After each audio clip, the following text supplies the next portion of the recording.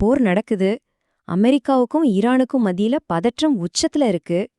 இந்த மாதிரி நேரத்துல தங்கம் விலை எங்கேயோ போகணும், அதுதானே வழக்கம். ஆனா என்ன நடக்குது பாருங்க, தங்கம் விழுந்துட்டு இருக்கு.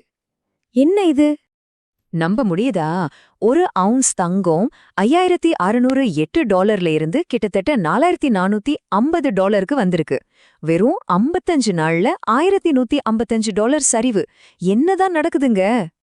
இந்த தடவை போர் ஏன் தங்கத்தை காப்பாத்தல? முக்கியமா உச்ச விலையில தங்க வாங்கின உங்கள மாதிரி முதலீட்டாளர்களுக்கு இதுக்கு என்ன அர்த்தம்? கவலைப்படாதீங்க, இந்த முழு விளக்கத்துல நாம வெறும் டேட்டாவை வச்சு மட்டும் இதுக்கான பதில பார்க்க போறோம். ஒன்ன மட்டும் நல்லா ஞாபகம் வச்சுக்கோங்க. இப்போதைக்கு தங்கம் போரோட சத்தத்தை கேட்கல. அதை விட ஒரு மிகப்பெரிய சக்திக்கு முன்னாடி அது தலை வணங்குது. அந்த சக்தி என்னன்னு தான் நாம இப்ப கண்டுபிடிக்க போறோம். இப்ப நாம பார்க்க போறது வெறும் கருத்துக்கள் இல்ல. பெரிய நிதி நிறுவனங்களும் சென்ட்ரல் பேங்குங்களும் பயன்படுத்துற அதே gold price intelligence system V2.0 கட்டமைப்பு வச்சு இந்த வீழ்ச்சியோட உண்மையான காரணத்தை அக்கு வேற ஆணி வேற பிரிக்க போறோம். நம்மளோட இந்த பயணம் 4 பகுதியா இருக்க போகுது. முதல்ல ஜான்வரிலேருந்து மார்ச் வரைக்கும் தேதி வாரியா என்ன நடந்ததுன்னு பார்க்கலாம். ரெண்டாவது, போர்னா தங்கம் ஏறுங்கிற விதி ஏன் உடைஞ்சதுங்கிறதுக்கு பின்னாடி இருக்கிற அந்த மறைக்கப்பட்ட மெக்கானிசத்தை பார்க்கலாம். மூணாவது, இது தங்கத்தோட பிரச்சனை மட்டும் இல்லைன்னு வெள்ளி எப்படி நிரூபிக்குதுன்னு பார்ப்போம். கடைசியா, ரொம்ப முக்கியமா, அடுத்த 30 நாள்ல நாம கவனிக்க வேண்டிய 5 முக்கியமான சிக்னல்கள் என்னென்னு பார்க்கலாம். வாங்க உள்ள போலாம். ஒண்ணு மட்டும் புரிஞ்சுக்கோங்க, இது வெறும் தங்கம் பத்தின கதை இல்ல, நம்ம கண் முன்னாடியே பணத்தோட விதிகள் எப்படி மாறுதுங்கிறத பத்தின கதை. முதல்ல இந்த 55 நாள்ல என்ன நடந்ததுன்னு பார்க்கலாம். ஜான்வரி 29, தங்கம் வரலாறு காணாத உச்சம் $5608. எல்லாரும் கொண்டாட்டத்துல இருக்காங்க. ஆனா சில நாள்லயே முதல் அதிர்ச்சி. வட்டி விகிதங்களை ஏத்துறதுல ரொம்ப கடுமையானவர்னு பேர் வாங்கின கெவின் வாஷ் அமெரிக்க ஃபெடரல் ரிசர்வ் தலைவரா பரிந்துரைக்கப்படுறாரு. மார்ச் 4 ஒரு பூகம்பமே நடக்குது. உலகத்தோட மிகப்பெரிய கோல்டு ETF-ல இருந்து ஒரே நாள்ல $2.91 பில்லியன் வெளியேறுது. மார்ச் 18 அமெரிக்க ஃபெடரல் ரிசர்வ் வட்டி விகிதங்களை குறைக்க மாட்டோம்னு திட்டவட்டமா சொல்லுது. இதனால ரியல் ஈல்ட்ஸ், அதாவது உண்மையான வட்டி விகிதங்கள் ராக்கெட் வேகத்துல ஏறுது. கடைசியா மார்ச் 23 தங்கம் $4100 தொடுது.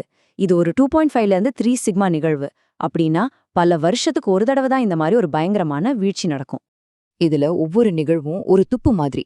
அது எல்லாமே ஒரே ஒரு குற்றவாளிய நோக்கி கை காட்டுது: வட்டி விகிதங்களோட ஆதிக்கம். சரி, இப்ப முக்கியமான கேள்விக்கு வரோம்.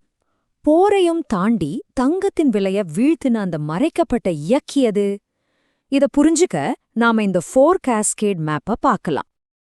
அடுக்கு த ரியல் yield கில்லட்டின், அதாவது உண்மையான வட்டி விகிதம் ஒரு கில்லட்டின் மாதிரி தங்கத்தோட விலைய வெட்டி வீழ்த்துது. நிகழ்வு அமெரிக்க மத்திய வங்கி வட்டி விகிதங்களை குறைக்காம இறுக்கமா பிடிக்குது. இதோட தாக்கம் என்ன? அமெரிக்காவோட 10 வருஷ பத்திரங்கள்ல பணவீக்கத்தை கழிச்சதுக்கு அப்புறம் கிடைக்கிற உண்மையான வட்டி 2.02% ஆகுது. இதோட விளைவு, பெரிய நிதி நிறுவனங்கள் ஒரு கணக்கு போடுது. வட்டியே தராத தங்கத்துல எதுக்கு பணத்தை முடக்கி வைக்கணும்? எந்த ரிஸ்க்கும் இல்லாம அரசாங்க பத்திரத்திலே 2% உண்மையான லாபம் கிடைக்குதே அப்படின்னு சொல்லி தங்கத்தை வித்துட்டு பத்திரங்களை வாங்க ஆரம்பிக்கிறாங்க. இது ஆட்டோமேட்டட் அல்கோரிதமிக் செல்லிங்க தூண்டிவிட்டு விலையை இன்னும் வேகமா கீழே தள்ளுது. இது அப்படியே நம்ம தீநகர் நகைக்கடைக்காரர் ஒருத்தர் தன்னோட வாடிக்கையாளருக்கு விளக்குற மாதிரி தான். சார், போர் நடக்குது சரிதான், ஆனா அமெரிக்கால பேங்க்ல காசு போட்டா 2% வட்டி தராங்கன்னா பெரிய ஃபண்டெல்லாம் தங்கத்தை வித்துட்டு அங்கதானே போடுவாங்க. அதான் சார் விலை குறையுது. ரெண்டாவது அடுக்கு வெள்ளியோட வாக்குமூலம். இந்த வீழ்ச்சிக்கான முக்கியமான ஆதாரம் என்னன்னா, தங்கத்தோட சேர்ந்து வெள்ளியும் பயங்கரமா சரிஞ்சதுதான். இது ஏன் முக்கியம் யோசிச்சு பாருங்க. டி நகர்ல ஒரே ஒரு கடையில மட்டும் வியாபாரம் இல்லைன்னா அது அந்த கடையோட பிரச்சனை. ஆனா டி நகர்ல எல்லா கடையிலயும் வியாபாரம் இல்லைன்னா அது முழு சந்தையோட பிரச்சனை இல்லையா? அதே மாதிரிதான் தங்கமும் வெள்ளியும் ஒன்னா விழுந்ததுனால இது தங்கத்தோட தனிப்பட்ட பிரச்சனை இல்ல, இது ஒரு மேக்ரோ நிகழ்வு. அதாவது டாலர் வலுப்பெற்றது, வட்டி விகிதங்கள் உயர்ந்தது மாதிரி பெரிய பொருளாதார காரணிகளால நடந்ததுன்னு தெளிவா புரியுது. மூணாவது அடுக்கு பௌதிக சந்தையோட முரண்பாடு. இது கொஞ்சம் சுவாரஸ்யமானது. போர் காரணமா கப்பல்ல தங்க கட்டிகளை லண்டன்ல இருந்து நியூயார்க்குக்கு கொண்டு வரது ரொம்ப கஷ்டமாயிடுச்சு. இதனால காகித தங்கத்துக்கும் நிஜ தங்கத்துக்கும் விலையில ஒரு பெரிய வித்தியாசம் வந்துடுச்சு. காகித சந்தையில இருக்கிற ட்ரேடர்ஸ் தங்கத்தை டெலிவரி எடுக்க முடியாதுன்னு பயந்து அவங்க ஒப்பந்தங்களை விற்க ஆரம்பிச்சிட்டாங்க. இதுவும் விற்பனை அழுத்தத்தை இன்னும் அதிகமாக்கிடுச்சு. ஒரு முரண்பாடான நிகழ்வு. ஆக இதிலிருந்து நமக்கு கிடைக்கிற தெளிவான சமன்பாடு இதுதான். அந்த மறைக்கப்பட்ட இயக்கி முழுமையா செயல்படுது. அதாவது உயர்ந்துகிட்டு இருக்கிற ரியல் ஈல்ட் மற்றும் ETF விற்பனையோட சக்தி போரினால் வர பாதுகாப்புக்கான தேவையோட சக்தியை விட ரொம்ப ரொம்ப அதிகமா இருக்கு. 4வது அடுக்கு கிழக்கு மேற்கு பிளவு. நீண்ட கால முதலீட்டாளர்கள் எல்லாருமே இதை கண்டிப்பா புரிஞ்சுக்கணும். மேற்கத்திய நாடுகள்ல நிதி நிறுவனங்கள் ஒரே நாள்ல $2.91 பில்லியன் மதிப்புள்ள காகித தங்கத்தை வித்து தள்ளுறாங்க.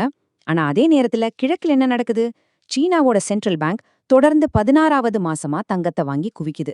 2025ல மட்டும் உலக சென்ட்ரல் பேங்குகள் 863 டன் தங்கம் வாங்கியிருக்கு. சிம்பிளா சொல்லணும்னா மேற்கு காகிதத்தை விக்குது, கிழக்கு நிஜ தங்கத்தை வாங்குது. இதிலிருந்து நாம எடுத்துக்க வேண்டிய முக்கியமான பாடம் இதுதான். நீங்க டிவில பாக்குற அந்த விலை மேற்கத்திய நாடுகளோட காகித விற்பனையை தான் காட்டுது. கிழக்கோட நீண்ட கால நிஜ தங்கத்தோட தேவையே இல்ல. சரி, இந்த சூழ்நிலையில யார் ஜெயிக்கிறாங்க, யார் தோக்குறாங்க? இப்போதைக்கு தோத்துட்டு இருக்கிறது உச்ச விலையில வாங்கின நம்மள மாதிரி சில்லற முதலீட்டாளர்கள், கடன் வாங்கி வர்த்தகம் செய்யற லெவரேஜ்ட் ட்ரேடர்ஸ், அப்புறம் தங்கத்தோட மதிப்பு குறையறதுனால அவங்களோட அடமான மதிப்பு குறையிற தங்க கடன் நிறுவனங்கள். ஆனா அமைப்பு ரீதியா ஜெயிக்கிறது யாரு? இந்த 20% தள்ளுபடியிலையும் தொடர்ந்து தங்கம் வாங்குற முறையான முதலீட்டாளர்கள், அப்புறம் நீண்டகால நோக்கத்தோட வாங்குற சென்ட்ரல் பேங்குகள். கோயம்புத்தூர்ல ஒரு தொழிலதிபர் தன்னோட போன்ல தங்க விலைய பார்த்துட்டு கவலையோட தன்னோட மனைவி கிட்ட சொல்றத நம்மளால கற்பனை பண்ணி பார்க்க முடியுது. நம்ம லோன் வாங்கினப்ப வச்ச தங்கத்தோட மதிப்பு 20% குறைஞ்சிருச்சு. இந்த $4000 கீழே போனா பேங்க்ல இருந்து போன் பண்ணுவாங்க போல இருக்கே. CFTC டேட்டா படி கிட்டத்தட்ட 1,60,000 ஒப்பந்தங்கள், அதாவது தங்கம் ஏறும்னு நம்பி பெரிய அளவுல கடன் வாங்கி முதலீடு செஞ்சவங்களோட நிலை கட்டாயமா விற்கப்பட வேண்டிய ஆபாயத்துல இருக்கு. இதுல ஒரு பகுதி ஏற்கனவே சந்தையை விட்டு வெளியேற்றப்பட்டாச்சு. ஆனா ஆபத்து இன்னும் முழுசா நீங்கல. இதிலிருந்து நாம கத்துக்க வேண்டியது ஒன்னே ஒண்ணுதான்.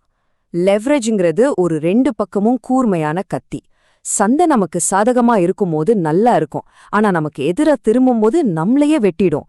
ரொம்ப ஆபத்தானது. உங்களுக்கு தெரியுமா, இந்த மாதிரி நடக்கிறது இது முத தடவை இல்ல.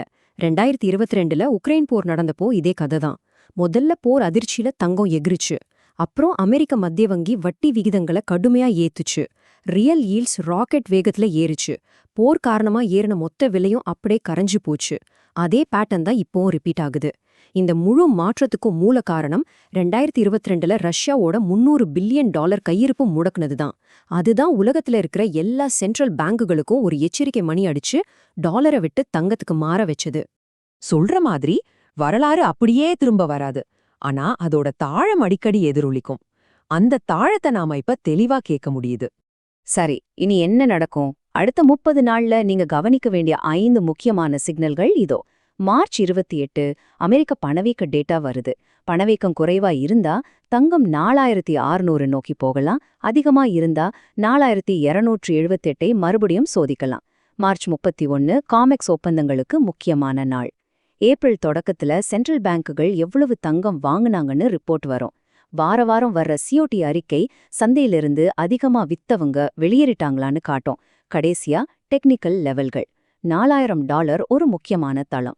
4885க்கு மேல போனா காளைங்க மறுபடியும் கட்டுப்பாட்டுக்கு வந்துட்டாங்கன்னு அர்த்தம். இது அப்படியே மதுரையில ஒரு குடும்பம் பேசுற மாதிரி இருக்கு. அப்பா தன்னோட டேப்லெட்டை காட்டி, பாருங்க எல்லாரும் பயந்து விக்கிறாங்க.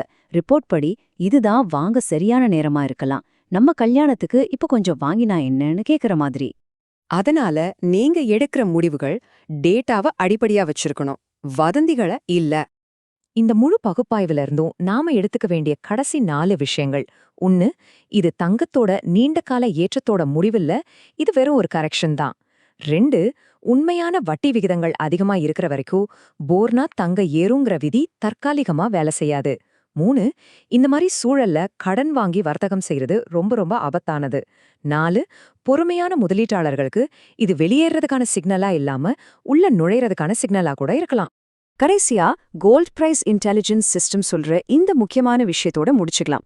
வரலாற்று உச்சத்திலிருந்து விழுந்த பிறகு தங்கத்தை கைவிடுவது ஒரு தவறாக இருக்கலாம். அதன் அடிப்படை கட்டமைப்பு வலுவாக இருந்தால் இந்த சரிவு வெளியேறுவதற்கான சமிக்ஞை அல்ல, நுழைவதற்கான சமிக்ஞையாக இருக்கலாம். அடுத்ததா நம்ம எல்லாரும் கவனிக்க வேண்டியது அந்த மார்ச் 28 பணவீக்க டேட்டாவை தான். அதுதான் தங்கத்தோட அடுத்த கட்ட நகர்வை தீர்மானிக்கும்.